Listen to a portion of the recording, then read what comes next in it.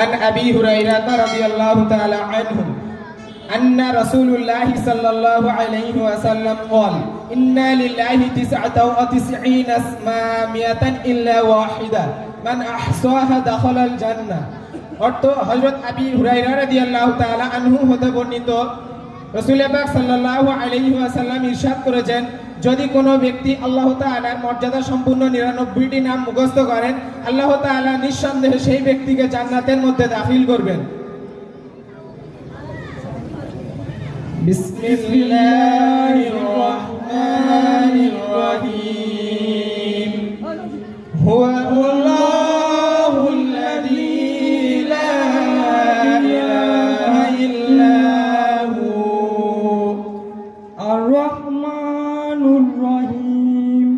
আল-মালিকুল কুদ্দুসুস সালাম আল-মুমিনুল মুহাইমিনুল আজিজ। الجبار المتكبر الخالق البارئ المصور الغفار القهار الأحاب الرزاق الفتاح العليم القابض الباسط الخافض الرافع المعز المذل السميع البصير الحكم العدل اللطيف الخبير الحليم العظيم الغفور الشكور العلي الكبير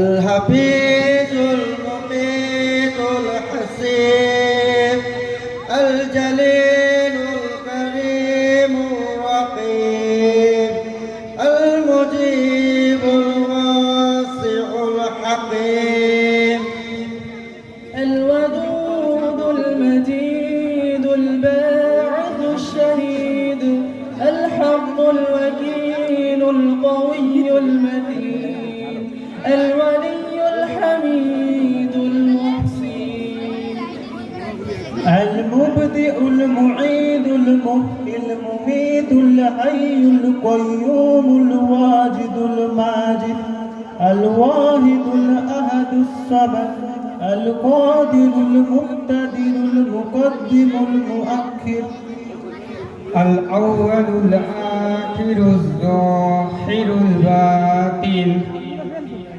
الوالي المتعالي البر التواب المنتقم العفو الرؤوف مالك الملك ذو الجلال والإكرام المقسط الجامع الغني المغني